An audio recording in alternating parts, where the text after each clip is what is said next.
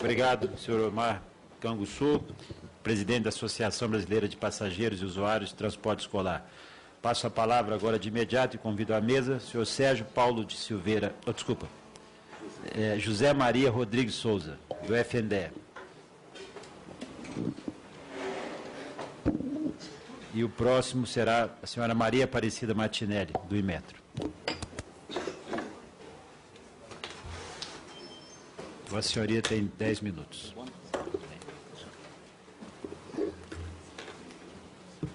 Eu agradeço o convite e cumprimentar os parlamentares, que, em nome do deputado Hugo Leão, manifestar nossa satisfação de estar aqui mais uma vez discutindo um problema que é tão sério no Brasil.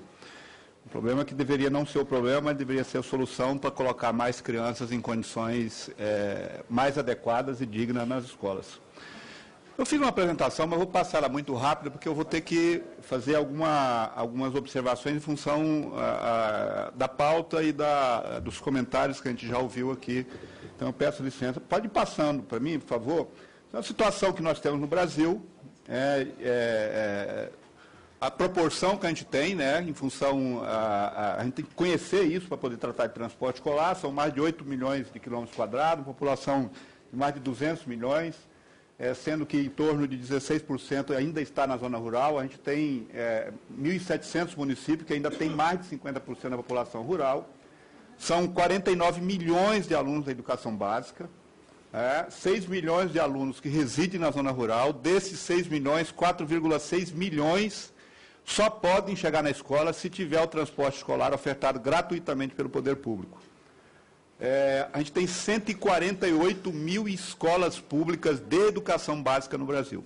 Então, esse é o número, é o quadro geral que a gente tem, por favor, no Brasil. Com relação ao transporte urbano, a gente já está começando a coletar no censo escolar algumas informações do número de estudantes. Você quer o microfone sem fio para ver se... Eu acho que seria melhor, né? Porque ficar mais confortável. Vai trazer o microfone sem fio. Tá ok. A gente tem 9 milhões de estudantes que foram informados no censo escolar de que são usuários do transporte escolar, aí incluindo zona rural e zona urbana. Mas não estão todos aí, porque os estudantes da zona urbana ainda não são mencionados na sua totalidade pelo gestor público, porque o governo federal financia transporte escolar exclusivamente para os estudantes da zona rural. Então, e ainda tem um outro detalhe, que que a gente tem em torno de 500 mil de estudantes que utilizam transporte aquaviário para poder chegar na escola. Por favor. A gente já começou a levantar também os tipos de veículo. Isso aí é o total que a gente tem. 8,6 milhões de estudantes utilizam o módulo rodoviário, sendo que 5,7 milhões, 66% desses, utilizam ônibus para poder ir para a escola. 800 mil alunos micro-ônibus, 800 mil alunos van, Kombi, outro tipo de veículo assemelhado às vans e às Kombis, e ainda tem 1.200.000 alunos, deputado, que utilizam outros tipos de veículo, ou seja, aqueles que não são adequados para transportar pessoas para poder ir para a escola. Por favor. Como, por exemplo, motocicleta. Motocicleta, caminhonete, carroça, e assim vai, né? São diversos outros modelos de veículo escolar. O governo federal tem um programa que faz financiamento do custeio do serviço, transferência de recursos para os estados e municípios, que chama PNAT, e criou em 2007 o programa Caminho da Escola, que é de renovação e padronização da frota dos veículos escolares. Por favor. Os alunos, como eu mencionei anteriormente, são alunos da Zona Rural Brasileira, da educação pública. Por favor. Esse é um levantamento que a gente fez em 2006, um diagnóstico do transporte escolar, onde a gente constatou que a média da idade dos veículos escolares utilizados no transporte rural, dos estudantes da educação pública, era 16 anos e 6 meses. Sendo que no Nordeste essa média podia chegar a em torno de 20 anos, quase 20 anos. Por que essa idade era tão alta? Porque os veículos que não prestavam mais para transportar pessoas nas cidades, porque tem um limite, eram vendidos inicialmente a baixo custo para transportar os estudantes da zona rural brasileira. Por favor. Vai passando, são algumas imagens dos veículos escolares que a gente encontrou, nesses momentos de pesquisa. Aí são as vias. Volta só um minutinho.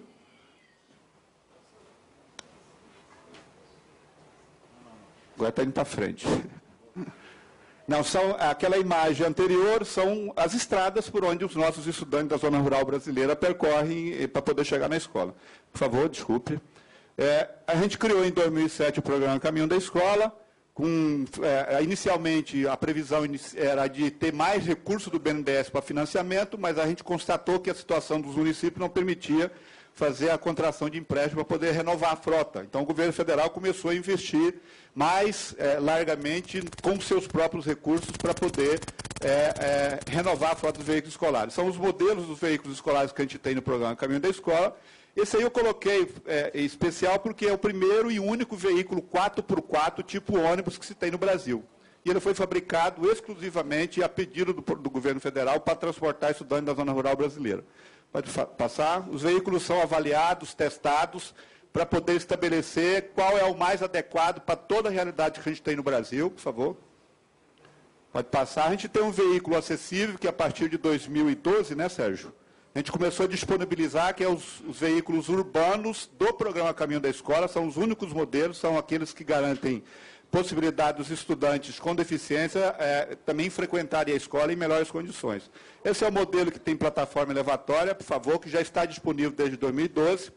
Esse é um modelo novo que está sendo especificado e vai passar a dispor a cartela do veículo do programa Caminho da Escola a partir de agora de 2015, que é o veículo de piso baixo. Lembrando que esses dois veículos são de características urbanas, porque na zona rural não se permite que esse modelo de veículo circule em função das condições da estrada. Pode passar, por favor.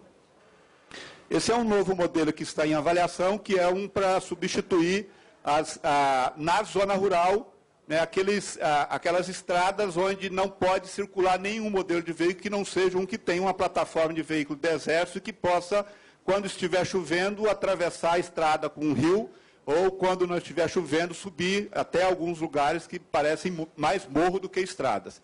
Então, ele está sendo avaliado ainda e possivelmente pode ser que seja o último modelo da zona rural brasileira. Ele deve caber em torno de 12 estudantes. A composição dele, a especificação, a gente ainda está definindo junto com o fabricante que está fazendo esse protótipo, por favor. A gente tem, como eu falei, pode passar, em torno de 545 mil estudantes que vão para a escola de barco. Essas são as condições dos barcos escolares que a gente encontrou na pesquisa. O motor exposto, quem é da região norte sabe disso, muitos acidentes, principalmente com as meninas, né, que causam escalpelamento. São transporte escolar movido a rapadura e açaí, que o barqueiro tem que... E esse é o primeiro modelo de lanche escolar que a gente fabricou, foi uma parceria feita com a Marinha, que forneceu 674 unidades. Essa embarcação, ela é movida a gasolina, foi para avaliação, na avaliação dela, a gente já começou a descartar a possibilidade de manter os outros projetos de embarcações a gasolina, porque a gasolina, no norte em especial, é um produto de difícil acesso, quando se tem, é muito custoso e muito alto. Por favor, pode passar. Esse é o novo modelo de embarcação escolar que a gente está disponibilizando desde 2012, né, um modelo a diesel, então já é um outro padrão de embarcação escolar, pode passar, com características mais de segurança, de qualidade, por favor, pode passar. Esse é o total de veículos que já foram disponibilizados, foram em torno de 39 mil ônibus escolares disponibilizados, desses 27 mil foram adquiridos com recurso do governo federal, 9 mil com recurso próprio dos estados e municípios, 3.200 com financiamento do BNDES. Além das lanchas escolares, que nos dois modelos já foram 931 unidades. Agora, falar do grupo de trabalho. Antes de falar do grupo de trabalho, eu quero só dizer o seguinte, não existe proposta com relação a tipo de veículo definida por nenhum órgão do governo federal que participou desse grupo de trabalho. Então, quem diz que tem um modelo definido, está dizendo aquilo que não condiz com a realidade. Tá certo? Então, a primeira coisa que eu queria desmistificar. O grupo de trabalho teve algumas indicações. Primeiro, discutir as especificações de veículos escolares no Brasil. Nosso sonho, e em especial o meu, que sou professor, é que a gente tenha no Brasil um sistema de transporte escolar, em que todas as pessoas pudessem utilizar os mesmos veículos nas mesmas condições. Aquele que pode pagar e aquele que não pode pagar, ofertado gratuitamente pelo poder público. Mas isso é um sonho. A gente criar um sistema de transporte escolar no Brasil é um sonho. Enquanto a gente não realiza o sonho, a gente vai cavalgando alguns passos, para poder melhorar as condições de acesso ao transporte escolar. E esse é o grande objetivo desse grupo de trabalho. Padronizar os veículos escolares no Brasil, para que tanto o estudante que vai para a escola através do transporte privado, pago pelo seu pai, porque pode pagar, tem condições para isso, como aquele que vai para a escola com recurso, com um veículo ofertado pelo poder público, não pode, consequentemente, pagar o seu transporte escolar, e por isso o poder público tem por obrigação de fornecer o transporte escolar, tem o mesmo tipo de veículo para poder ir para a escola. Tá? Então, o grupo de trabalho tem esses objetivos, foi composto pelo FNDE, pelo IMETRO, pelo DENATRAN. Por favor, pode passar. Esse grupo de trabalho, aqui eu tenho que dar a mão ao palmatório, em especial às pessoas que participaram de todo o processo. Nós fizemos durante 2 anos diversas reuniões técnicas e audiências públicas para coletar informações. Então, é por isso que eu estou dizendo que não tem ainda uma proposta concreta com relação a tipos de veículos, e não vai ter características de veículos, especificações técnicas de veículos, em especial nos quesitos de segurança. Então, qualquer veículo, e assim, outra declaração que eu tenho que fazer aqui, é de que o transporte escolar na zona urbana é diferente do transporte escolar na zona rural. Por isso que na zona urbana nós estamos admitindo que tenha veículos em capacidades inferiores àquelas especificadas na zona rural. E até na zona rural nós já estamos diminuindo a capacidade de alguns veículos, em função de que nós temos que atender a diversidade da necessidade do transporte escolar no Brasil. Então, assim, todos os veículos de passageiro hoje admitidos pelo governo federal. E aí volto a dizer, o governo federal não disse, não tem nenhuma lei que diga, nenhuma resolução do CONTRAN que diga que as vans não podem fazer transporte escolar. Essa é outra besteira que eu estou ouvindo o tempo todo. Ninguém disse isso, não tem nenhuma lei que diga isso. Toda a legislação que trata de transporte de passageiro é a mesma que é utilizada hoje para transporte de escolares no Brasil. Então, aí a gente apresentou agora, no mês de março, em solicitação pelo presidente do FNDE, uma agenda que é para concluir o trabalho desse grupo de trabalho. A gente deve publicar até o final do ano a norma da ABNT.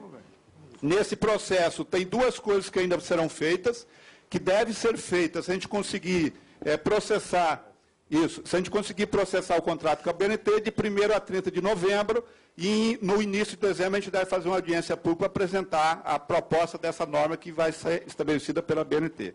Só volta lá um pouquinho, só para publicar a resolução do CONTRAN, isso deve acontecer até 2016, e até 2017 a gente ter o processo de produção dos veículos, com os novos modelos de veículos a serem produzidos pelas fábricas. Muito obrigado. Desculpa aí, presidente. Muito obrigado, senhor. Obrigado, senhor Zé Maria Rodrigues de Souza, coordenador-geral de apoio à manutenção escolar no Fundo Nacional de Desenvolvimento da Educação. Deixando claro, aproveitando a manifestação do senhor Zé Maria, o objetivo desta casa aqui, desta Casa de Leis, não é só a iniciativa legislativa, mas também é o acompanhamento, a fiscalização, a contribuição com este processo